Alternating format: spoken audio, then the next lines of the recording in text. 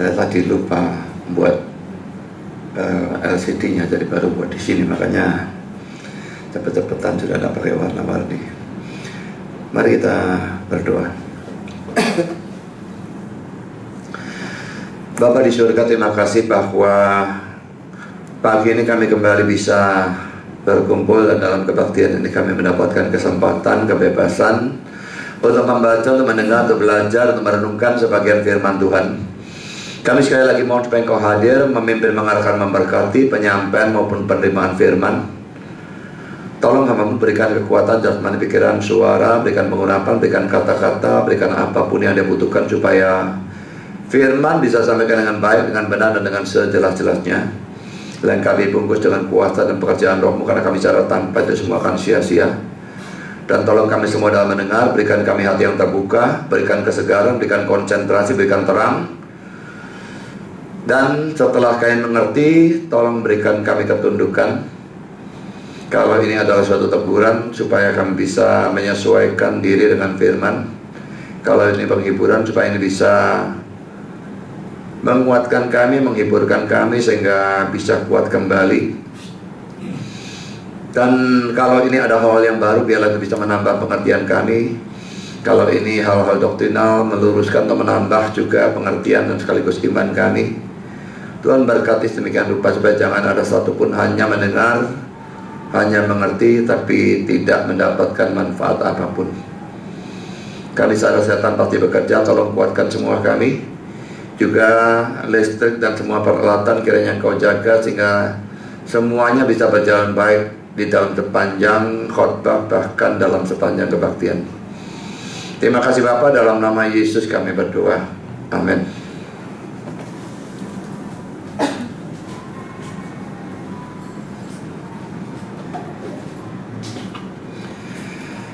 Kita hari ini melanjutkan pembahasan kitab Kejadian pasal yang ke-36. Kita akan baca ayat 1 dengan ayat 43. Inilah keturunan Esau, yaitu Edom. Esau mengambil perempuan-perempuan Kanaan menjadi istrinya, yakni Ada anak Elon orang Het, dan Oholibama anak Ana anak Sibeon orang Hewi, dan Basmat anak Ismail adik Nebayot. Ada melahirkan Elifas bagi Esau, dan Basmat melahirkan Rehuel, dan Oholibama melahirkan Yeus, Yaelam, dan Korah. Itulah anak-anak Esau yang lahir baginya di tanah Kanaan. Esau membawa istri-istrinya, anak-anaknya lelaki dan perempuan, dan semua orang yang ada di rumahnya, ternaknya, segala hewannya, dan segala harta bendanya yang telah diperolehnya di tanah Kanaan. Lalu pergilah ia ke negeri lain, dan ia meninggalkan Yakub adiknya itu. Sebab harta milik mereka terlalu banyak sehingga mereka tidak dapat tinggal bersama-sama, dan negeri penumpangan mereka tidak dapat memuat mereka karena banyaknya ternak mereka itu. Maka menetaplah Esau di pegunungan Seir. Esau itulah Edom. Inilah keturunan Esau, bapa orang Edom, di pegunungan Seir. Nama anak-anaknya ialah Elifas anak Ada istri Esau, Rehuel anak Basmat istri Esau. Anak-anak Elifas ialah Teman, Omar, Sefo, Gaetam, dan Kenas. Timna adalah gundik Elifas anak Esau. Ia melahirkan Amalek bagi Elifas. Itulah cucu-cucu Ada istri Esau. Inilah anak-anak Rehuel, Nahat, Serah, Syama, dan Misa. Itulah cucu-cucu Basmat istri Esau. Inilah anak-anak Oholibama istri Esau. Itu anak-anak Sibeon. Ia melahirkan bagi Esau Yeus, Yaelam, dan Korah.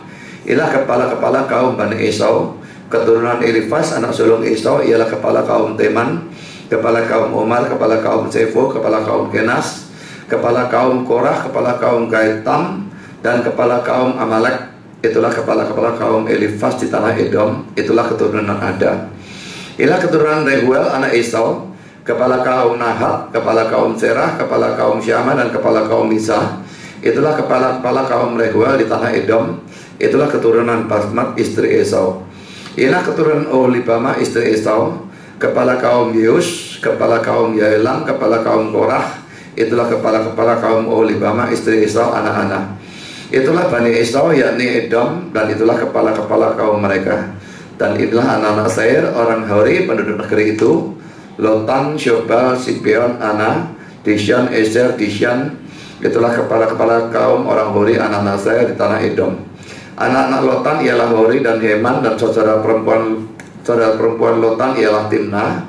Ini anak-anak Syobal, Awan, Manahat, Ebal, Shefo, dan Onam. Inilah anak-anak Sibian, Aya dan Ana. Anak inilah yang menemui mata-mata air panas di padang gurun ketika ia sedang mengembalakan keledai Sibian ayahnya itu. Inilah anak-anak Ana, Dishon dan Oholibama, anak perempuan Ana. Inilah anak-anak Dishon, Hemdan, Esban, Yitran, dan Keran. Inilah anak-anak Ezer, Bilhan, Zaawan, dan Akan. Inilah anak-anak Dishan, Us, dan Aran. Itulah kepala-kepala kaum orang Hori, kepala kaum Lotan, kepala kaum Syobal, kepala kaum Sibian, kepala kaum Ana, kepala kaum Dishan, kepala kaum Ezer, dan kepala kaum Dishan. Itulah kepala-kepala kaum orang Hori, kaum demi kaum di tanah Seir. Inilah raja-raja yang memerintah di tanah Edom sebelum ada seorang raja memerintah atas orang Israel. Di Edom yang memerintah ialah Bela bin Beor dan kotanya bernama Dinhabah. Setelah Bela mati, Yobab bin Serah dari Busra menjadi raja menggantikan dia. Setelah Yobab mati, Husyam dari negeri orang Teman menjadi raja menggantikan dia. Setelah Husyam mati, Hadad bin Bedad menjadi raja menggantikan dia. Dialah yang memukul kalah orang Midian di daerah Moab dan kotanya bernama Awit.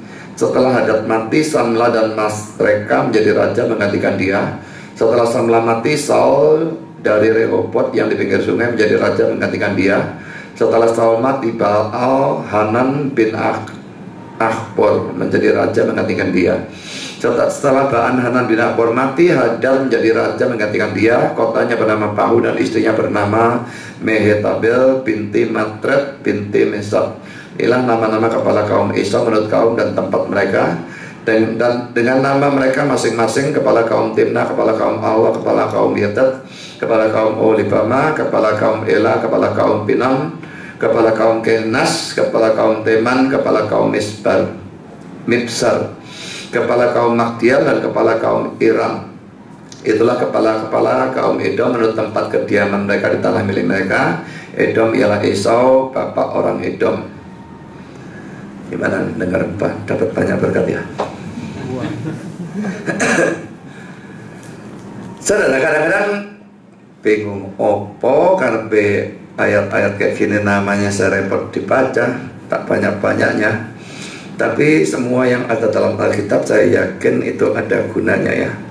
Jadi kalau ada ayat yang bilang tidak boleh memperdebatkan silsilah, tentu bukan silsilah yang di dalam Alkitab yang dimaksudkan ya. Tapi orang Yahudi itu yang senang silsilahnya mereka sendiri, itu yang lain cerita ya.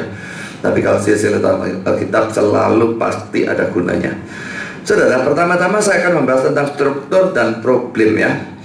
Pertama saudara, istri dan anak-anak Esau lalu kepindahan mereka dan menetapnya mereka di tempat yang namanya Seir, pegunungan itu. Ini ada dalam ayat 1 sampai dengan ayat 8. Saudara, pertama-tama ada problem istri-istri Esau. Saya jelas bahwa ini bagian yang teoritis ya problemnya dia.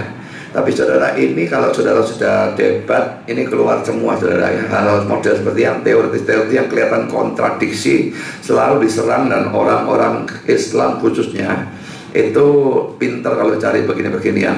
Nah memang sumbernya, apalagi ada internet, mereka gampang cari dan di mana-mana. Jadi ini hal-hal seperti ini kelihatannya teoritis, tapi kalau saudara memang betul-betul debat nanti itu sangat berguna.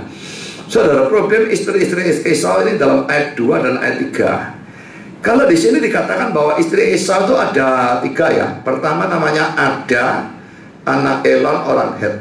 Kedua namanya Oholibama, anak Ana, anak Sibian orang Hewi. Ketiga namanya Basmat. Basmat saya sebut Basmat 1 ya. Anak Ismail, adik Nebayot. Tapi saudara, dari Kejadian 26 ayat 34 dan Kejadian 28 ayat 9, saya tidak tuliskan ayatnya, saudara nanti bisa, kalau sudah dapat nakal bisa cek sendiri ya. Dari 2 ayat dalam Kejadian 26 dan 28 ini dikatakan bahwa istri-istri Esau ini namanya kok gak podo ya. Pertama, istri Esau di sini dikatakan namanya Yudit, anak Beeri orang Het. Kedua namanya Basmat, saya sebut Basmat 2, anak Elon orang Het. Ketiga namanya Mahalat, anak Ismail, anak Abraham, adik Nebayot. Coba bandingkan. Tidak ruwet. Ya, yang salah basmat 1 ini sama basmat 2 tidak cocok, saudara. Ya, basmat 1 itu lebih cocok dengan yang nomor 3 kan, anak Ismail, anak Abraham ya, adik Nebayo. Tapi ini namanya yang salah basmat 1, ini basmat tidak ruwet semua. Ya, jadi saudara, kalau orang serang seperti ini kita bisa pusing ya. Nah, saya membaca satu buku tafsiran, judulnya Kyle and Delitzsch, ditulis 2 orang, yang satu Kyle, yang satu Delitzsch ya. Mereka memberikan pemecahan dengan menganggap bahwa pertama, ada, itu adalah orang yang sama dengan basmat 2. Ya, sambil lihat ya, ada, itu sama dengan basmat 2. Kedua, Oholibama, itu adalah orang yang sama dengan Yudit. Nah sekarang tapi kalau memang seperti ini, ada 2 hal yang perlu dipersoalkan di sini. Pertama, poin A, saudara, mengapa dalam ayat 2 dia dikatakan sebagai anak-anak, sedangkan dalam Kejadian 26:34 dia dikatakan sebagai anak Beeri? Jawabnya penafsir ini karena anak ini menemukan mata air dalam ayat 24, sehingga dia lalu mendapatkan sebutan Beeri yang berarti spring man, well man, orang mata air gitu ya, atau orang sumur, karena dia nemu sumur, nemu mata air. Jadi ini nama yang julukan atau tambahan itu diberikan kepada dia. Nah sekarang hal yang kedua, mengapa dalam ayat 2 dia dikatakan sebagai orang Hewi, sedangkan dalam Kejadian 26:34 disebut sebagai orang Het? Karena saudara, sekalipun Het itu sebetulnya adalah satu suku, salah satu suku dari Kanaan, tapi sebutan Het menjadi sebutan umum untuk semua orang Kanaan. Itu bisa dilihat dalam Yosua 1 ayat 4, 1 Raja-Raja 10 ayat 29, 2 Raja-Raja 7 pasal 7 ayat 6, dan Kejadian 28 ayat 8. Sedangkan Hewi merupakan suku dari Oholibama atau Yudit ini. Jadi ini penjelasan yang kedua. Penjelasan yang ketiga, saudara, basmat 1 itu adalah orang yang sama dengan Mahalat. Wah, tidak kelihatan. Ya, jadi basmat 1 adalah orang yang sama dengan Mahalat. Jadi kalau mau lihat, ya ini tidak usah diingati lah. Saya kira tapi betulnya mestinya punya bahannya. Jadi kalau diserang bisa jawab. Saya tidak ngingati hal-hal seperti begini, tapi ya pokoknya filenya saya punya. Jadi kalau orang nyerang ya tinggal tak cari, copy paste, belum mari. Saya pokoknya bisa jawab, saudara ya.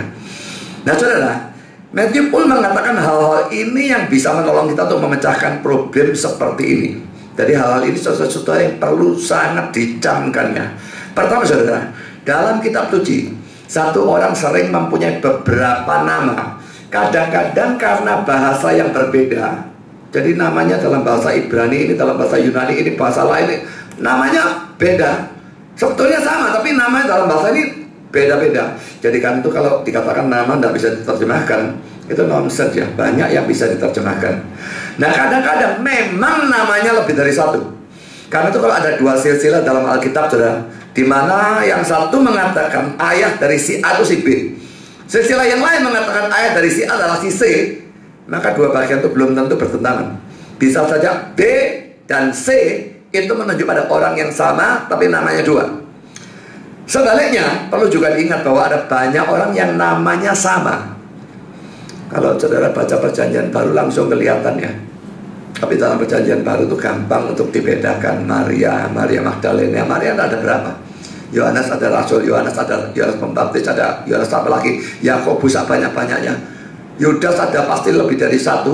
Jadi saudara, itu dalam Perjanjian Baru rasanya lebih gampang dibedakan. Tapi yang dalam PB ini saudara, ini meruwet saudara.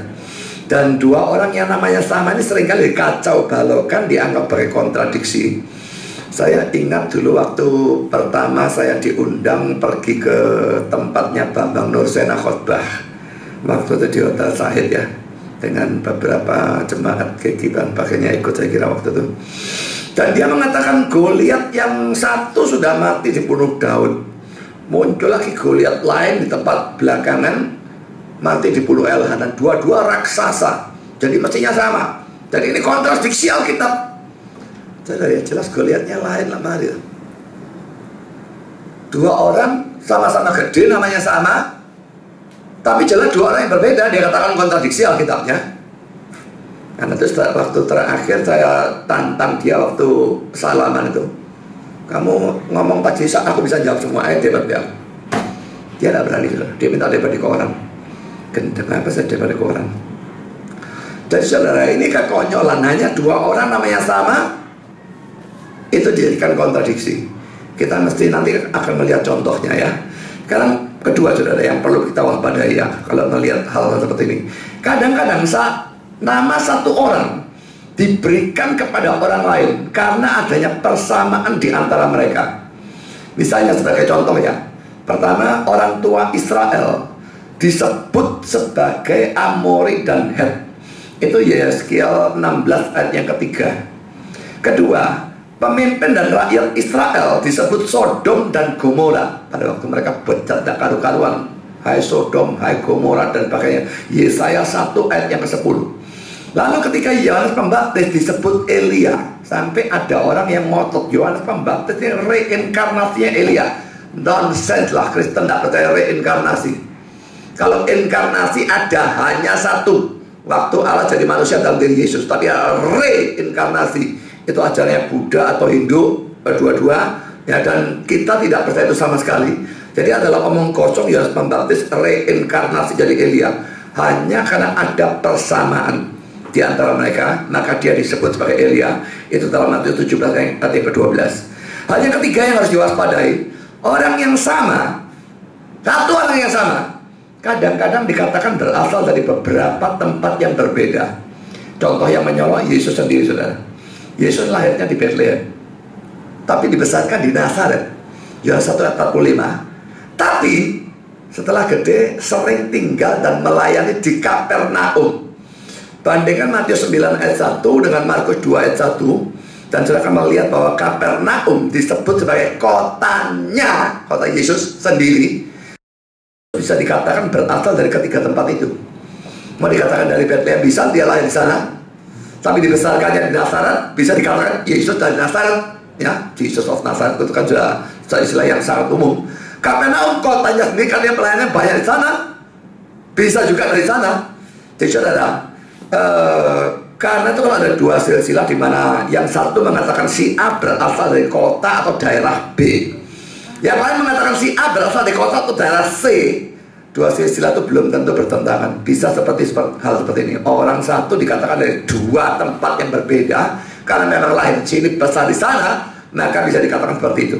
Yang keempat yang perlu diwaspadai, saudara, orang sering disebut sebagai anak dari orang yang bukan ayahnya, tetapi kakeknya atau bahkan nenek moyangnya, atau bahkan orang yang mengadopsi dia.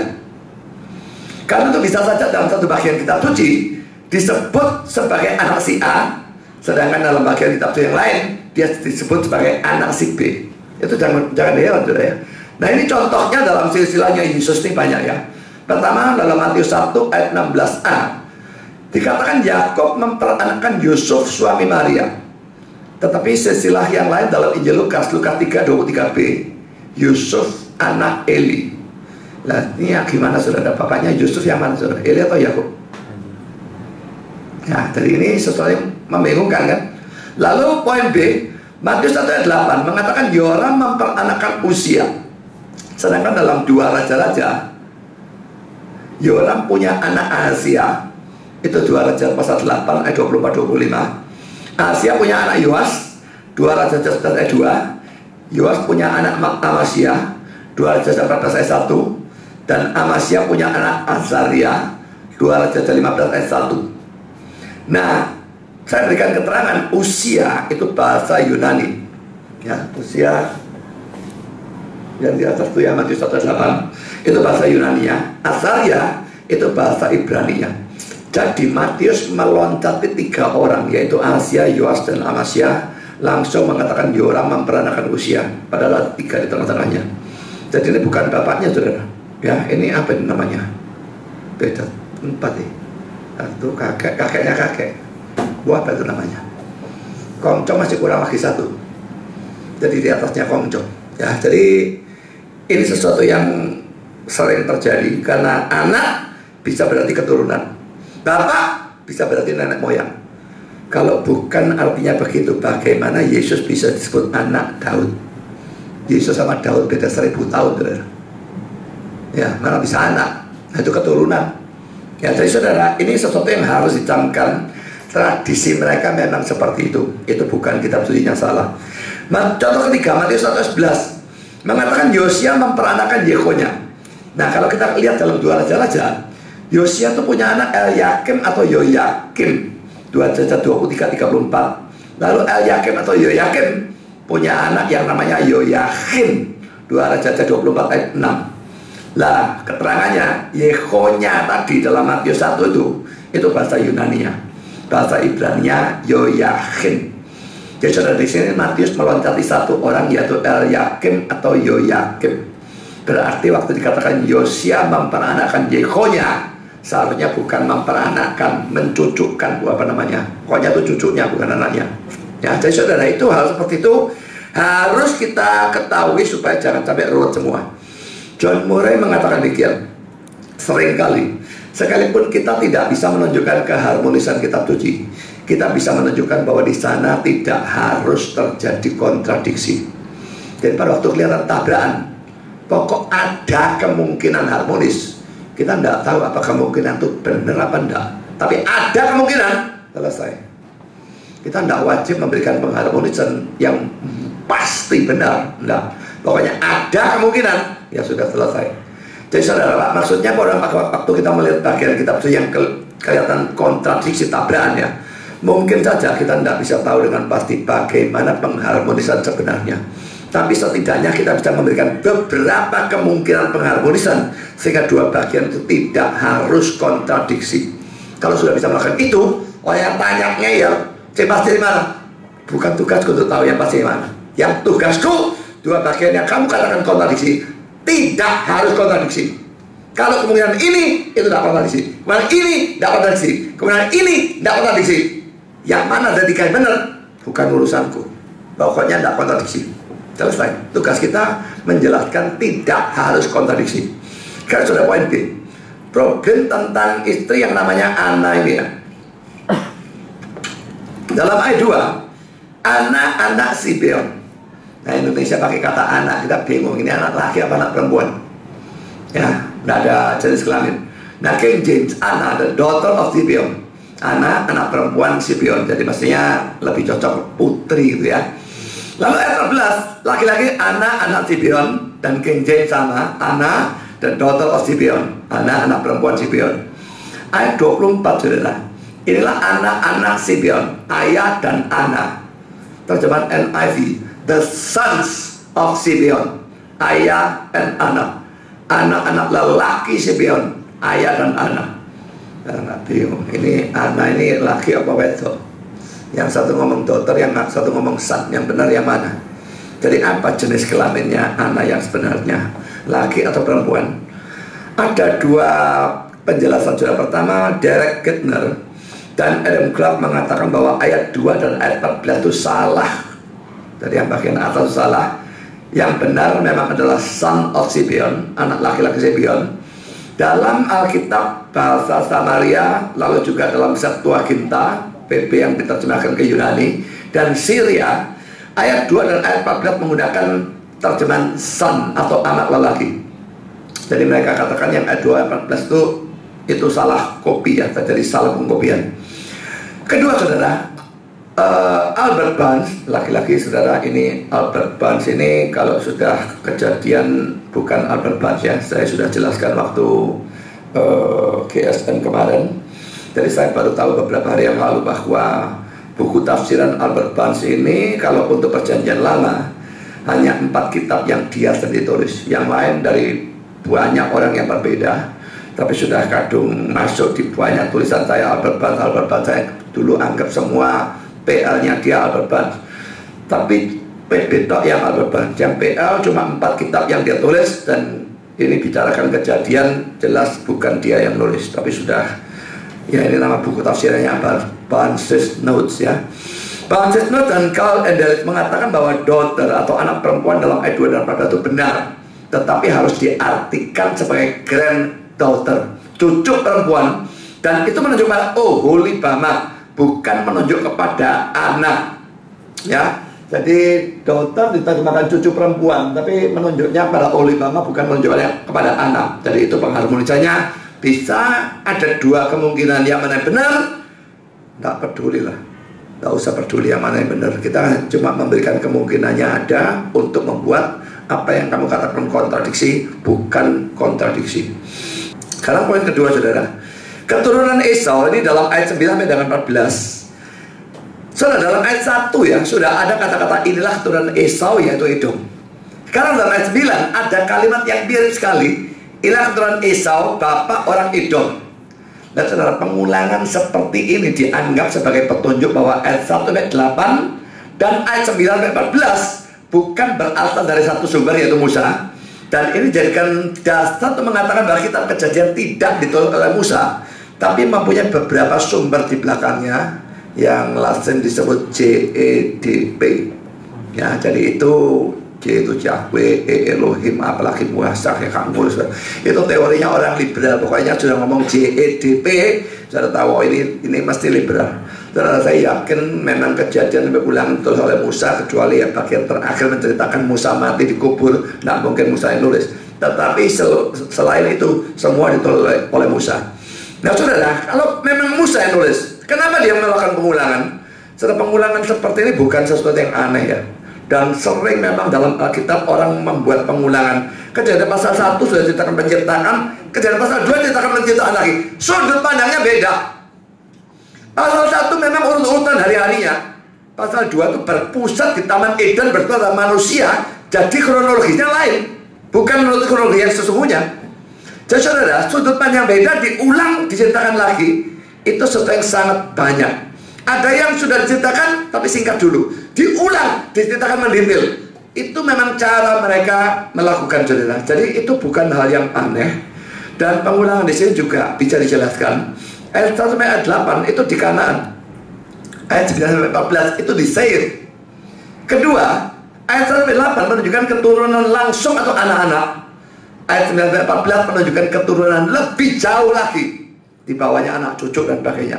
Karena itu pengulangan ini tidak membuktikan bahwa bagian-bagian ini tidak ditulis oleh Musa. Karena poin ketiga, saudara, kepala-kepala kaum Edom dalam ayat 15 dan 19 ini tidak ada problem yang berarti, juga tidak perlu dibahas, toh tidak ada tidak ada apa-apanya yang terlalu penting ya. Karena kita masuk dalam 4 orang Hori dalam ayat 20 dengan ayat 30. Saudara, poin A, dalam ayat 24 itu ada sesuatu yang banyak diperdebatkannya. Ini berbunyi demikian. Anak inilah yang menemui mata-mata air panas di padang gurun ketika ia sedang menggembalakan keledai Sipion ayahnya itu. Kata-kata mata-mata air panas itu berasal dari kata bahasa Ibrani hayemim, yang tidak diketahui dengan tepat artinya. Hanya satu kali ada di sini dalam Alkitab. Dan karena itu tidak ada perbandingannya, saudara ya. Lu dilihat konteksnya juga sukar mau tahu. Akhirnya diterjemahkan bermacam-macam. RSV, NIV, NASB dan ESV menerjemahkan seperti punya kita, hot springs, mata-mata air panas. New King James, water atau air. Samaritan, wah nih, muncul giants, raksasa. Ini apa-apa nih. Bahkan ada yang menerjemahkan vipers. Vipers itu ular beludak. Lalu King James menerjemahkan mules. Mules itu bagal. Bagal campuran kuda sama keledai ya. Saudara, orang-orang yang menerima terjemahan King James menganggap Ana sebagai orang pertama yang mengawin campurkan kuda dengan keledai, lalu dia menemukan bagal. Dia ilmuwan jadinya ya, dokter hewan bagaimana. Dia yang kawin campurkan, disilangkan keledai sama kuda, lalu ketemu bagal. Tapi saudara, ini jelas salah karena pertama, kata Ibrani matsa yang diterjemahkan menemukan, artinya dalam bahasa Inggris adalah discover. Discover itu menemukan sesuatu yang sudah ada. Jadi kalau saudara cari-cari, oh ini barang sudah ada, ketemu, lah itu discover ya. Bukan artinya invent. Invent itu menemukan sesuatu yang belum pernah ada. Edison ya, yang menemukan lampu ya. Lah tidak pernah ada, dia menemukan, nah itu invent. Ya, jadi saudara, matsa itu artinya menemukan dalam arti discover, bukan invent. Nah kalau bagal ini jenis baru, ini invent, tidak cocok saudara. Kedua saudara, kata bagal dalam bahasa Ibrani adalah peradim, dan bukan Hayemin. Ketiga, dia mengembalakan keledai, bukan kuda dan keledai, lalu bisa disilangkan. Nah, ada penafsir yang beranggapan bahwa zaman itu di daerah itu tidak ada kuda. Dia punya cuma keledai, kudanya tidak ada. Lalu ngawin campurkan gimana? Jadi bagaimana menghasilkan bagal? Jadi ini rasanya tidak benar. Ya, cuma memang ayat ini ayat repot kerja. Ada kata yang tidak diketahui dengan pasti artinya, tidak muncul lagi dalam seluruh Alkitab. Ini sangat membingungkan dan saya juga tidak ngerti. Lalu dari mana yang menerjemahkan mata air panas, menerjemahkan air, dari mana gerangan gitu loh. Saya tidak ngerti lah. Pokoknya itu para penafsir menurut itu memang Alkitab ada bagian-bagian yang seperti itu ya, sudah mau diapakan. Poin B, saudara. Disebutkannya tentang orang Hori di tengah-tengah silsilah Esau ini karena orang Hori adalah penduduk asli Seir. Itu terlihat dari Ulangan 2 ayat 12 dan 22. Dan ada dari mereka yang kawin campur dengan keturunan Esau. Ini terlihat dari ayat 22 di mana disebutkan tentang seorang bernama Timna yang adalah saudara Lotan. Sedangkan dalam ayat 12 dikatakan bahwa Timna ini menjadi gundik Elifas, anaknya Esau. Nah, orang Hori yang lain dipunahkan oleh Esau atau Edom. Ini Ulangan pasal 2 ayat 12 dan 22. Ini menggenapi nubuat dalam Kejadian 24 ayat 40. Ishak berkati itu ya, yang mengatakan engkau akan hidup dari pedangmu. Ya, dia bunuh orang dan sebagainya. Sekarang saudara, kita masuk pada poin yang kelima. Raja-raja Edom dalam ayat 31 dan ayat 39. Pertama poin saudara, perlu diketahui bahwa kepala-kepala kaum dan raja-raja di Edom memerintah pada waktu yang bersamaan. Ini terlihat kalau kita membandingkan Keluaran 15 ayat 15 dengan Bilangan 20 ayat 14 dan terusnya. Karena pada zaman yang sama, yaitu zaman Musa, di Edom terdapat kepala kaum maupun raja. Ya, jadi kepala kaum, raja, memerintah bersamaan. Kedua, poin B. Bagian ini sering dijadikan dasar untuk mengatakan bahwa Musa bukanlah penulis dari kitab Kejadian. Ada juga penafsir yang bahkan termasuk golongan Injil Alkitabiah ya, yang mengatakan bahwa ayat 31-39 ini tidak ditulis oleh Musa, tapi diambil dari 1 Tawaris 1 ayat 43-50. Alasannya apa, saudara? Alasan pertama, ayat 31 dianggap ditulis oleh orang yang hidup pada zaman raja-raja Israel karena di sini dikatakan sebelum ada seorang raja yang memerintah atas orang Israel. Kalau yang nulis Musa, saudara, maksud dia bisa ngomong sebelum ada seorang raja? Tidak pernah ada raja ngomong sebelum. Apa dia pikir akan ada raja? Begitu? Lebih cocok orang yang hidup pada zaman itu sudah ada raja. Dia ngomong tentang masa lalu pada zaman itu belum ada raja. Sana sudah ada raja, sini belum ada. Ya, sudah jawabnya, saudara. Pertama, poin A ya, istilah raja bisa diartikan pemimpin. Bandingkan Ulangan 33 ayat 5 di mana Musa disebut dengan istilah raja. Dalam bahasa Ibrani adalah melech. Sama seperti kata yang digunakan dalam ayat 31 ini. Jadi raja belum tentu raja, bisa pemimpin. Jawaban yang kedua, ayat 31 ini dianggap sebagai nubuat akan adanya seorang raja di Israel, atau sebagai kata-kata yang didasarkan pada janji Tuhan akan adanya seorang raja di Israel. Bandingkan Kejadian 17 ayat 6 dan Kejadian 35 ayat 11. Bandingkan Ulangan 17 ayat 14-15 yang memberikan peraturan tentang pengangkatan seorang raja, padahal saat itu sama sekali belum ada raja. Dan ini Ulangan yang nulis siapa? Musa kan? Nah, kalau dia nulis nubuat ini, dia pasti tahu Tuhan bakal berikan raja. Tidak bisa tidak. Ya, Ulangan 17 ayat 14-15. Apabila engkau telah masuk ke negeri yang diberikan kepadamu oleh Tuhan Allahmu dan telah mendudukinya dan diam di sana, kemudian kau berkata, aku mau mengangkat raja atasku seperti segala bangsa di sekelilingku, maka hanyalah raja dipilih Tuhan Allahmu yang harus kau angkat atasmu. Dari tengah-tengah saudara-saudaramu haruslah engkau mengangkat seorang raja atasmu. Seorang asing yang bukan saudaramu tidaklah boleh kau angkat atasmu. Tentu maksudnya saudara itu ya sesama Israel ya, nggak boleh orang dari bangsa lain lalu jadi raja. Jadi konyol sekali, saudara, kalau nabi yang katanya akan dia muncul kalau oleh Tuhan dari saudara-saudaramu, oh saudaranya ini Arabnya ini, nah menuju pada Muhammad, itu Banyolan bagi saya. Saudara tidak pernah nonjok pada Arab, saudara ya. Saudara itu ya maksudnya jelas orang Israel. Sekarang saudara, poinnya kedua, Hadad dalam ayat kalimat 36 dianggap sama dengan Hadad orang Edom dalam 1 Raja 11 ayat 14 dan 22 yang hidup pada zaman Salomo. Dan karena itu lagi-lagi dianggap sebagai bukti bahwa ayat 31-39 ini tidak mungkin ditulis oleh Musa. Saudara, jawabannya saya kira gampang sekali. Kalau ini jelas Hadadnya dua Hadad yang berbeda ya. Jadi Hadad di sini tidak peduli dia disebut orang Edom, sana juga orang Edom, tapi pokoknya beda dengan Hadad yang dalam 1 Raja 11 zamannya Salomo. Pertama saudara, Hadad di sini tidak berdarah kerajaan, tapi justru menjadi raja. Kalau saudara memperhatikan nama-nama dari 8 raja yang memerintah Edom dalam ayat 31-39, saudara akan melihat bahwa Edom memilih raja bukan berdasarkan keturunan, tapi berdasarkan semacam pemilihan. Sedangkan Hadad dalam 1 Raja 11 zaman Salomo itu justru berdarah kerajaan, bisa dilihat dalam 1 Raja 11 ayat 14. Tetapi tidak pernah menjadi raja. Berdarah raja, tidak pernah jadi raja. Yang tadi ini, yang di sini tidak punya darah raja tapi menjadi raja. Jelas beda. Kedua, saudara, Hadad di sini memerintah sebelum Israel punya raja, itu ayat 31. Sedangkan Hadad dalam 1 Raja 11 hidup pada zaman Raja Salomo. Salomo, sebelumnya Salomo sudah ada Daud, sebelumnya Daud sudah ada Saul, mana bisa belum ada raja. Jadi jelas dua Hadad yang berbeda, namanya sama. Poin ke-6 saudara, kepala-kepala kaum Edom menurut tempat kediaman mereka, ayat 40-43. Kalau dalam ayat 15-19 sudah disebutkan kepala-kepala kaum Edom. Dan sekarang dalam ayat 40-43 disebutkan lagi. Itu disebabkan karena yang pertama menyebutkannya menurut sejarah, yang kedua menyebutkan menurut letak geografis atau tempat.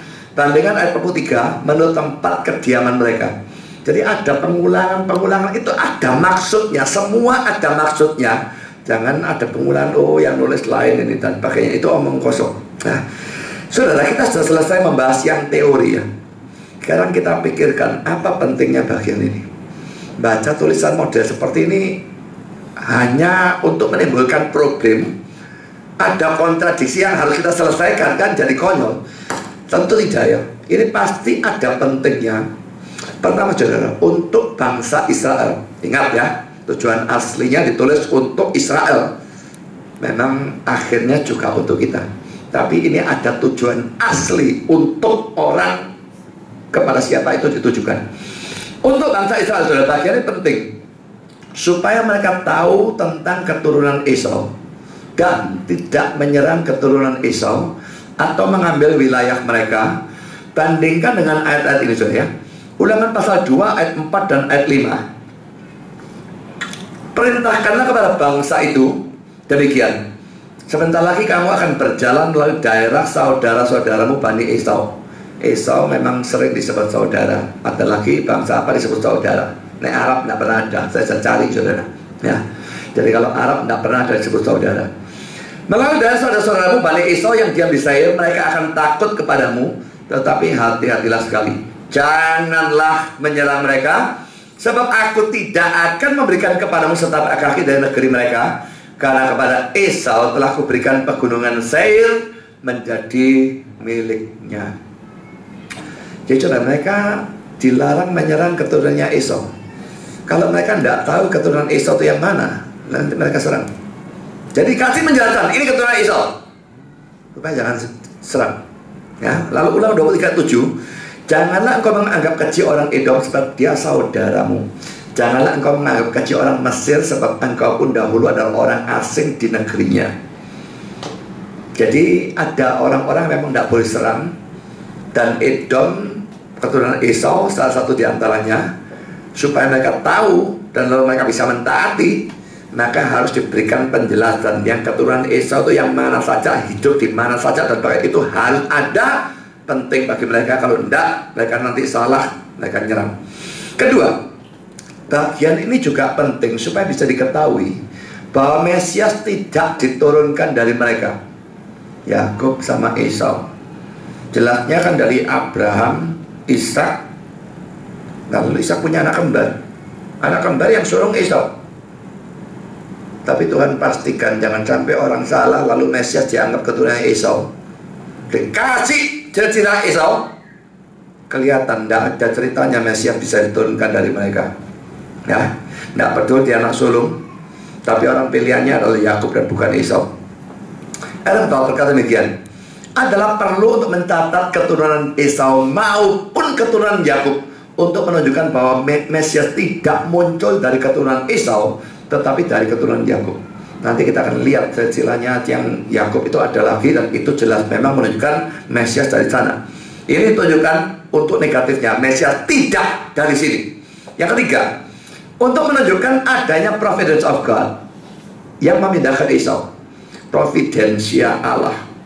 Providensia Allah itu pelaksanaan dari semua rencananya dia. Jadi semua tindakan Allah dalam sejarah ini disebut providensia Allah. Jadi saudara, Allah bekerja, dia mengatur sehingga Esau-nya pindah. Tadi dua-dua diam di Kanaan ya. Padahal Kanaan dijanjikan kepada siapa? Mula-mula Abraham, lalu Ishak, lalu Yakub.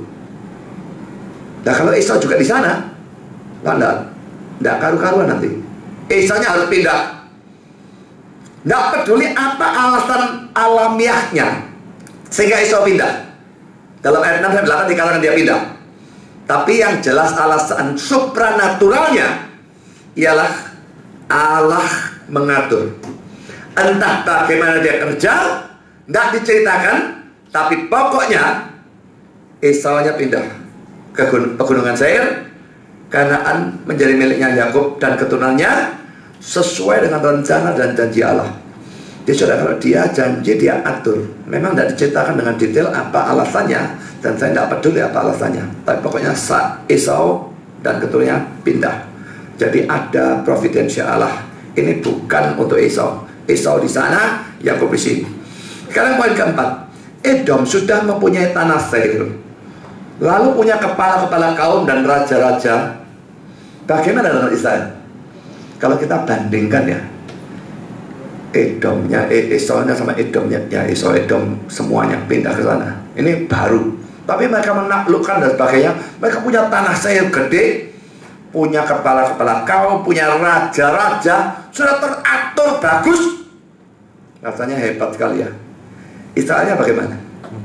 Ada beberapa poin tentang Israel. Pertama, poin A, mereka belum punya raja, itu eksplisit dikatakan dalam ayat 31. Padahal kepada mereka lah Tuhan menjanjikan raja-raja dalam Kejadian 17 ayat 6 dan dalam Kejadian 35 ayat 11. Dijanjikan raja, tidak ada raja. Yang sana sudah banyak raja. Ini menunjukkan apa saudara? Firman Tuhan itu sering kelihatannya salah. Firman Tuhan itu sering kelihatannya gagal. Tapi apakah ini salah atau gagal? Tuhan janjikan raja, ya. Tapi ingat satu hal, Tuhan tidak janji kapan munculnya rajanya kan. Jadi kalau Tuhan tidak janji kapan munculnya rajanya, dan sekarang belum muncul, sekarang sudah muncul, apakah itu berarti janjinya salah?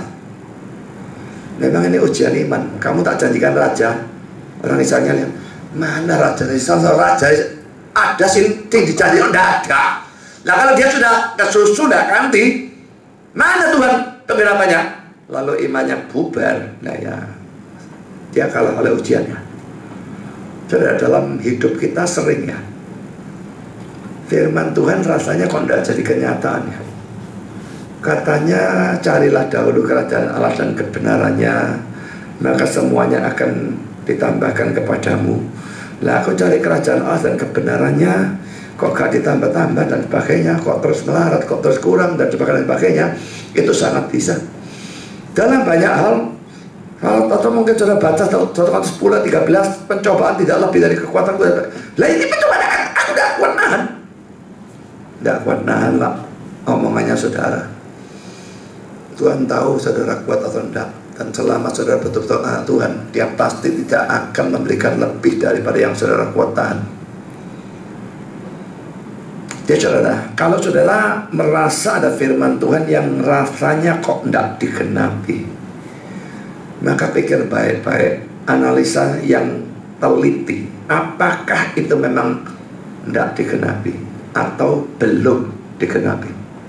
Jangan terburu nafsu bilang Tuhan tidak genapi janji. Tidak ada ceritanya yang seperti itu.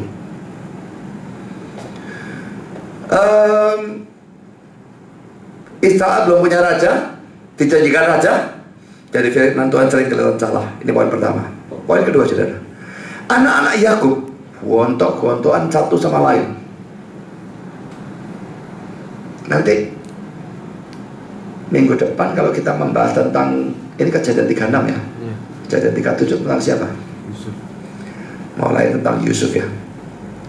Nah, tentang Yusuf gontok-gontokan. Gara-gara Yakub lebih cinta Yusuf yang dilahirkan oleh Rachel, istri kecintaannya. Lalu saudaranya iri hati, masukkan sumur, dijual dan sebagainya. Ingin bunuhlah, bencilah, dijual Yusufnya. Yang sana sudah bagus, yang di sini berantakan, gontok-gontokan. Mungkin kelihatan seperti kita ya. Sudah setitik tukaran tok. Yang lain kafir-kafir ini bersatu melawan kita. Gereja-gereja tidak karu-karuan, sudah jumlahnya banyak, rasanya bagus, semua genah. Yang di kita sudah sedikit, gak karu-karuan, tukaran terus. Tapi saudara, itu memang sering terjadi, dan ini terjadi di sini juga. Tidak berarti terjadi gak apa-apa ya tukaran terus. Ya tentu tidak seperti itu ya. Tapi kalau itu terjadi, tidak usah heran gitulah. Memang sering seperti itu. Kalau itu bukan anak-anak Tuhan, nah setan menyerang ya buat apa lah. Wis anaknya dia kok melok nganut kok, diserang nganut kok. Tapi yang ini anak-anak Tuhan diserang, ditukar satu sama lain, ya jadi bagus kan. Lah kalau gereja benar pasti diserang habis-habisan. Kadang-kadang melihat gereja lain iri hati ya. Orang yang tambah duit bangun gampang, beli gampang, semua gampang. Bahkan ngurus ini gampang, ngurus ini gampang. Lalu cari orang yang melayani, ini yang melayani main organ saja pagi tidak pernah ada. Di gereja-gereja lain kebanyakan yang main. Bisa ngadakan musik, ini ada yang main biola laginya, ada ini, ada itu, paduan suara, semua genah, teratur. Lah gerejanya kita mengklaim benar, kok tidak karu-karuan? Tidak usah heran, ya bandingkan saja ini. Lagi-lagi saudara, bukan untuk mengatakan ayo dihancur terus, saya memang harus hancur kok. Tidak, tetapi kita mikir hal seperti itu tidak mengherankan. Ya karena yang benar itu diserang Tuhan, diserang setan habis-habisan. Itu yang membuat terjadi segala macam problem dan sebagainya. Ya. Kan sudah poin C, Yakub dan anak-anaknya bahkan terpaksa mengungsi ke Mesir. Udah tadi sudah bagus ya, Esau-nya pindah lah karena punya Yakub cocok ya. Muncul masalah, Yakub Yusufnya dijual, masih Yusuf tak ada apa-apa semua di sini. Bahaya kelaparan, harus pindah ke Mesir. Lalu bukan pindah ke Mesir dok, nanti diperbudak di sana selama-lamanya. Lah laki-laki kelihatannya tidak cocok ya. Tanah yang dijanjikan ditinggalkan, raja yang dijanjikan tidak kunjung muncul. Lagi-lagi kelihatannya janji Tuhan berantakan, tidak karu-karuan. Poin D, keturunan Yakub atau bangsa itu diperbudak ratusan tahun di Mesir. Katanya di bangsa diberkati, katanya di tanah Kanaan ada raja. Sekarang bukan saja tidak di tanah Kanaan, tidak ada raja, di tempat lain diperbudak. Lalu poin E, setelah keluar dari Mesir rasanya wah ini digenapi pergi Kanaan. Enggak, dia pada pasir mubang 40 tahun sampai entek mati kabeh. Tinggal yang 20 tahun ke bawah yang bisa sampai di sana. Jadi saudara, Calvin mengomentari perbandingan seperti ini ya. Keadaan yang kelihatan menyedihkan di kalangan orang pilihan dibandingkan keadaan yang makmur, teratur, genah, maju di kalangan orang-orang yang reprobate atau non pilihan. Menunjukkan, katanya Calvin, bahwa reprobate atau orang yang takut binasa selalu kelihatan lebih berhasil daripada elek orang-orang yang ditentukan untuk selamat. Selalu. Sekarang negara yang paling sukses apa? Cina. Nah, pemerintahan yang paling kaya itu Cina tuh, saudara. Cina. Yang sekarang ya. Kalau orang-orangnya, individu-individunya, enggak. Di Cina hanya sedikit orang yang kalangan atas, yang lain melarat. Tapi kalau pemerintahnya, yang paling kaya Cina. Nah, Cina Kristen? Ya ada Kristen. Tapi main pukul rata, mereka komunis. Jepang, wah hebat industrinya. Dulu kalah di bom atom, habis itu majunya tidak karu-karuan, barang Jepang kabeh, baru sekarang mulai di Korea. Tapi dulu wah merajai. Jepang Kristen? Enggak 1%, 2% Kristennya. Amerika, ya Amerika sukar mau dikatakan Kristen atau tidak Kristen ya. Kalau saudara pergi ke sana sama lihat yang namanya Kristen tuh ada berapa? Sangat kecil. Namanya sih negara Kristen tapi jangan gombal lah. Jadi kalau saudara memperhatikan orang-orang yang beragama lain, baik dalam hal jasmani atau duniawi maupun dalam hal rohani, agama mereka maksudnya ya, maka jangan heran kalau saya mendapatkan bahwa mereka kelihatan lebih sukses daripada kita.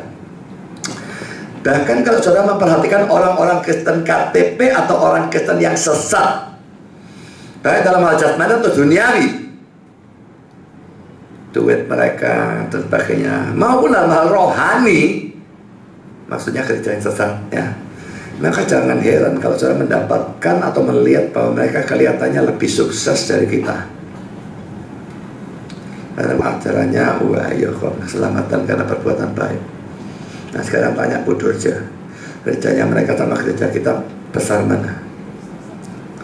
Jemaatnya banyak mana? Duitnya banyak mana? Kalau kurnya saya kok jamin, biarpun tidak pernah lihat, kurnya bagus tidak? Ya, oke ada tuh. Ya. Karena orang GPB biasanya pintar nyanyi ya, jadi core, vokal, grup apa. Saya kok yakin juga kayak komisi pemuda, komisi remaja. Bandingkan sekolah minggunya dengan sekolah minggu kita yang cuma berapa gelintir. Bandingkan komisi pemuda remaja dengan kita yang tidak ada belas. Bandingkan jemaat dewasanya dengan kita cuma 20 orang ya, kebaktian mereka berapa ya mereka? Ya, sekitar 152. Nah, 150-200, bayangkan 10 kali lipat. Itu kita bandingkan seadanya gereja ya. Nah, dipilih yang model Betani, model Yesaya Pariaji, tambah bagus saudara bedanya, tambah jomplang gak karu-karuan. Saudara, memang terus terang saja saya sendiri kadang-kadang ya merasa kayak depresi melihat begitu ya, menjadi apatis, menjadi putus asa, jadi kecil hati, jadi mundur, jadi suam, kayak juga maju-maju. Tapi ya itu memang yang selalu terjadi. Nggak berarti kita boleh membiarkan keadaan itu. Ingat baik-baik, kita mesti tetap berjuang mati-matian. Jangan mau mengalah terhadap serangan setan, jangan mau digodai, jangan mau diadu domba, jangan mau lalu menjadi putus asa dan sebagainya. Harus tetap berjuang mati-matian. Tetapi kalau tetap memang kecil terus dan lalu terus problem tidak karu-karuan, jangan heran juga.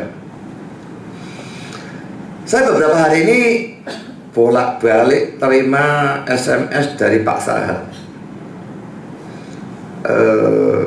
Ya saya tidak dengar versinya yang sana ya.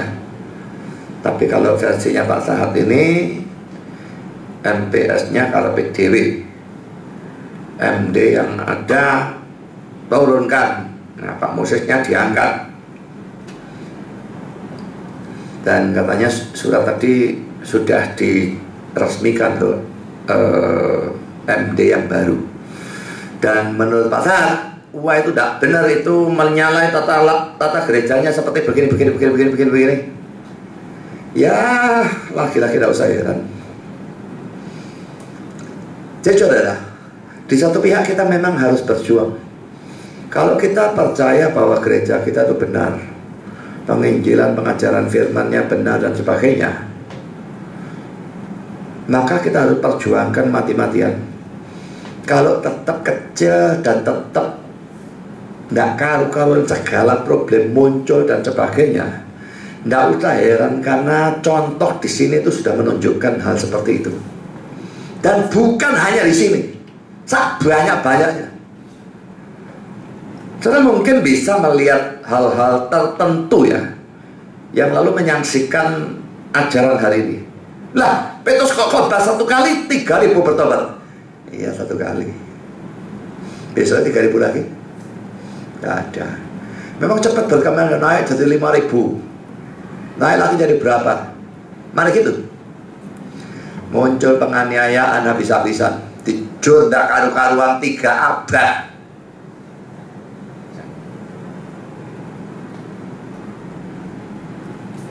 Lalu, wah, bagus kelihatannya. Kaisarnya bertobat dari Kristen. Kristen dari agama wilayah seluruh kekaisaran Romawi. Nah, kaisarnya Kristen. Wah, orang berbondong-bondong Kristen. Saya yakin orang Kristen pada saat itu senang. Waduh, akhirnya Tuhan memberkati kita. Kaisarnya jadi Kristen, puji Tuhan. Bayangkan kalau di sini SBY jadi Kristen. Presiden Kristen. Lalu, wah, orang takut berbondong-bondong masuk gereja semua. Saya menganggap itu berkat atau kutuk. Ternyata bukan berkat waktu gereja Katolik saat itu, saudara. Ya, itu bukan gereja Katolik lah ya, gereja Kristen pada saat itu ya. Pada waktu kaisarnya bertobat dan semua orang dari Kristen, justru terjadi bencana, saudara. Karena Kristennya masuk tanpa bertobat, tanpa percaya Yesus, jomplang KTP-nya 90%, kalau tidak lebih.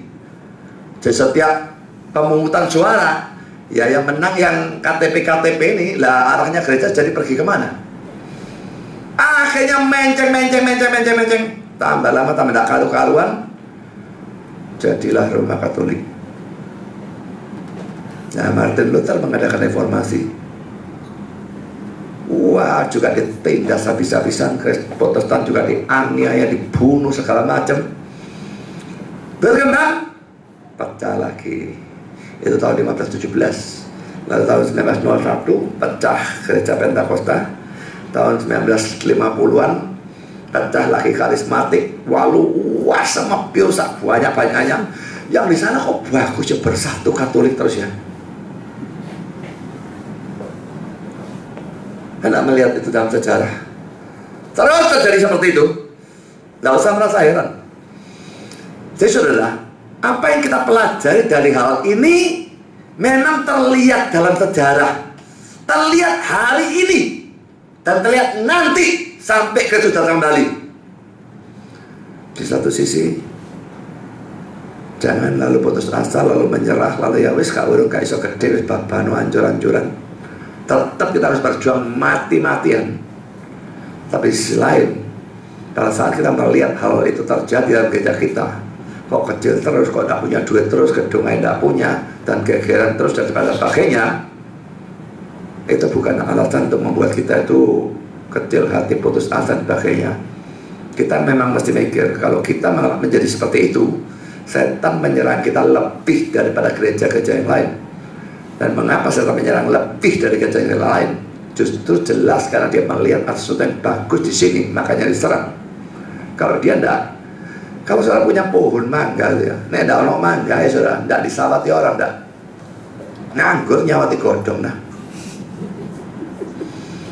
Kalau sawati orang, oh iki akeh mangga iki. Ya.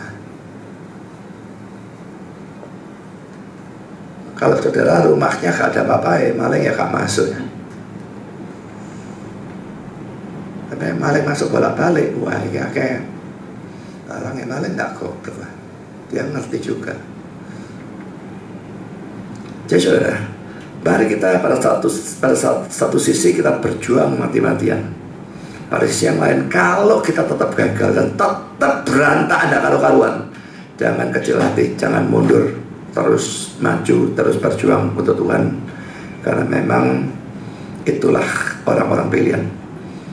Kita tidak masuk dalam kerajaan surga dengan enak-enakan. Jalan yang sempit. Tidak bisa tanpa penderitaan, tanpa penganiayaan, tanpa problem. Tidak bisa. Kita ikut Tuhan, ada segala macam problem, ada salib dipikul. Kan kalau enggak, itu bukan ikut Tuhan. Mau berjuang terus sampai Tuhan ketemu kita muka dengan muka. Tuhan memberkati saudara. Amin. Mari kita berdoa.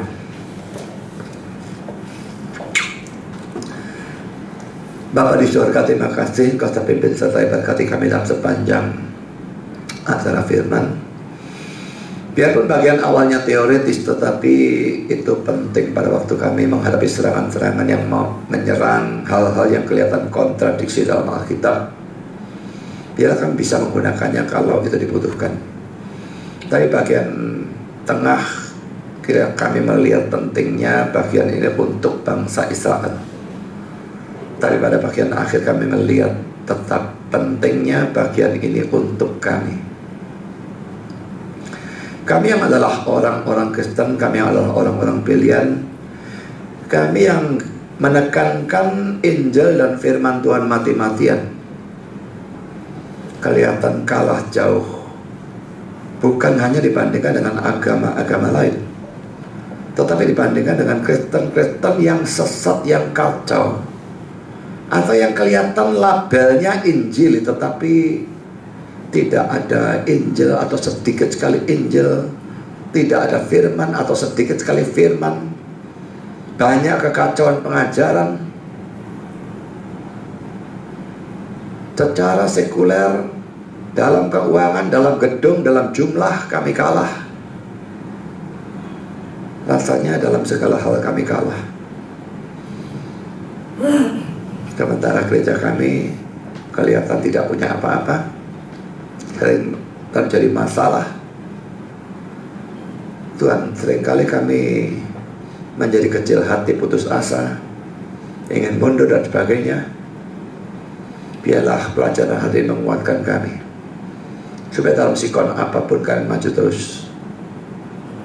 Tak peduli bagaimana kondisi gereja kami maupun diri kami atau keluarga kami, biarlah kami melihat kebenaran dan mengikut Engkau, tak peduli berapapun ongkos yang harus kami bayar.